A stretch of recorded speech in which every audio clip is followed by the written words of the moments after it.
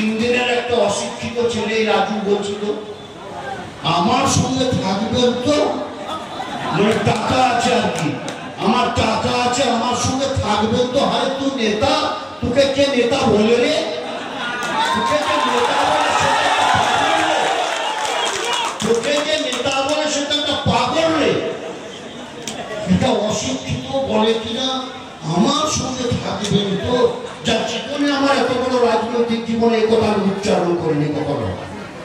প্রত্যেকটা মিটিংয়ে বলেছে নুরুল ইসলামকে তেল মারতে আসবে না কেউ, আমার গোলামি তোমাদের করতে হবে না, গোলামি তেল মারামারি দলের করো, আমার সঙ্গে থেকে আমাদের স্বর্গে নিয়ে যেতে হবে না, তোমার যা কাজ তোমরা তাই করো। কিন্তু এখন কিছু কিছু মানুষ আছে টাকার বিনিময়ে বলে আমার সঙ্গে থাকবেন তো। মমতা বন্দ্যোপাধ্যায়ের সঙ্গে থাকবেন তো বলছে না, অভিষেকের সঙ্গে থাকুন, তৃণমূল কংগ্রেসের সঙ্গে থাকুন বাংলার স্বার্থে বলছে না, বলছে আমার সঙ্গে থাকবেন তো। হ্যাঁ, যারা গাঁজা খায় 500 টাকা পায় তারা বলে তার যতটা রাজনৈতিক জ্ঞান, তার যতটা রাজনৈতিক জ্ঞান, সেই জ্ঞানের তার জ্ঞান তো ওই 500 টাকা পাওয়া।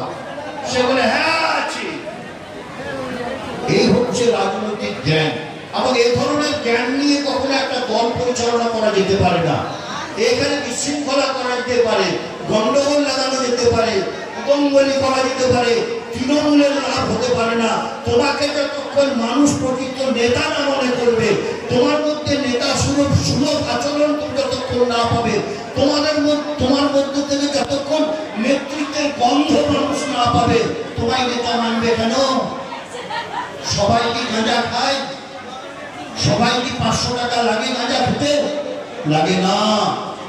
অতএব মানুষ সুস্থ সুন্দর সুস্থ বিবেক দিয়ে ভাবনা চিন্তা করে তার কাজের মধ্যে থেকে নেতা নির্বাচন করবে, এটা মাথায় রাখবেন।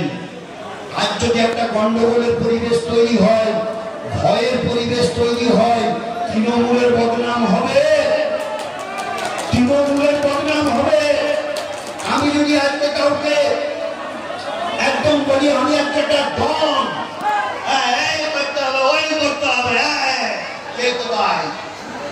তৃণমূলকে কলঙ্কিত করার মতো কথা এগুলো। কেন তৃণমূল কংগ্রেস দলে এই সমস্ত মানুষ চলবে না। তৃণমূল কংগ্রেস দলটা অনেক কষ্ট করে অনেক সংগ্রাম করে এই জায়গায় এসেছে। অতএব এই দলটাকে মর্যাদা এবং সম্মানের আসনটা হচ্ছে অন্য, এটা মাথায় রাখতে হবে।